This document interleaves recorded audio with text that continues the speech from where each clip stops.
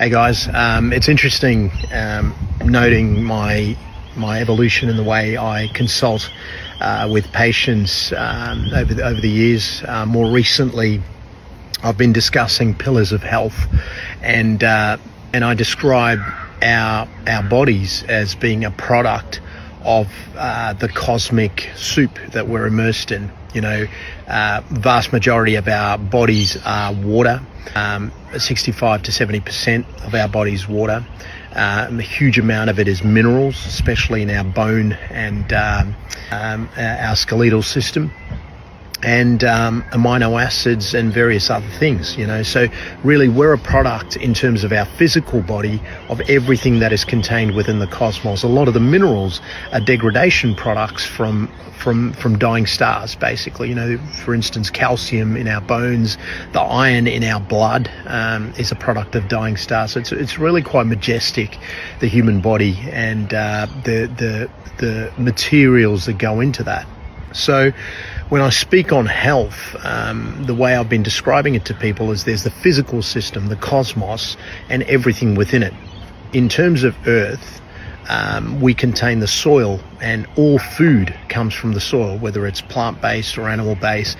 Everything originates in the soil. So we need the health of the soil to be maximized.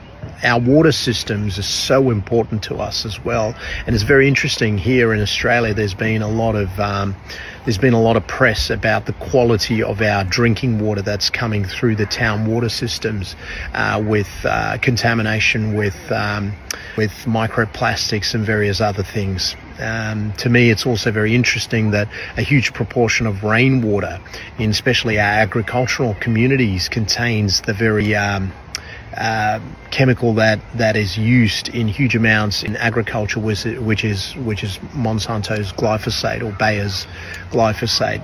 Our water systems are compromised through the systems of farming that we've developed that has called on nitrogen-based fertilizer and the herbicides and pesticides that are used. We've degraded the microbiome. We've gone for this sort of rapid turnover of crop, which then exhausts the soils of all its nutrients. So the soil is compromised, the water is compromised. What else? I mean, one of the biggest factors that I believe that we've become castrated from is the very thing behind me, the sun.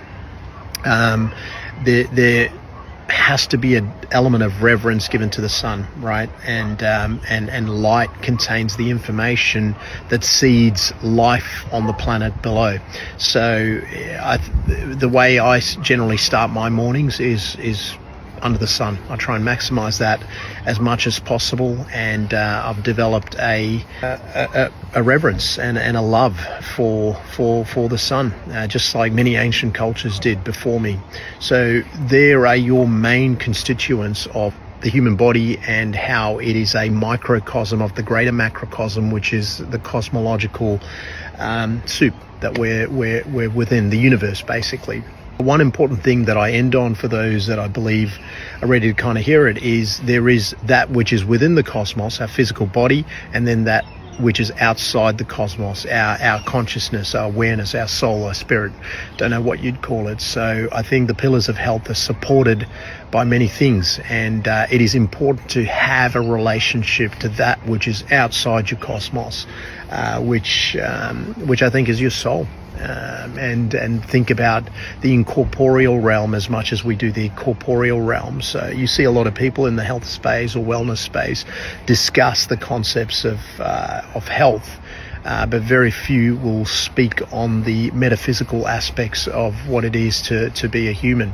Our consciousness is derived from outside of space and time, and it's so beautiful to see theoretical physicists and great consciousness researchers such as the mercurial Professor Donald Hoffman speak on these sort of topics. It's really been an eye-opening experience for me to learn from some of these greats. So yeah, guys, the pillars of health, very, very important to appreciate them. How do we optimize them? Well, we demand the best systems of water, we demand the best systems of soil, and we maximize our exposure to nature.